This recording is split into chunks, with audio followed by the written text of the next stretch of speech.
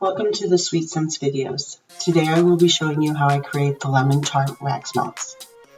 The scent used for the wax melts is a lemon meringue fragrance. The tarts have mica added to the wax melts to add a little bit of shimmer when melted.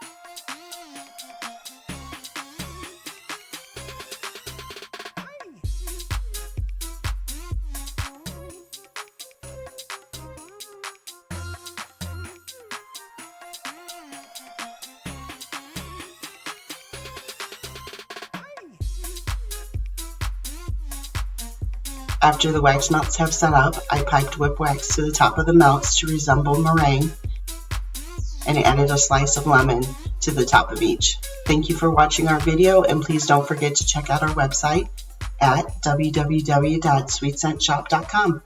Have a great day.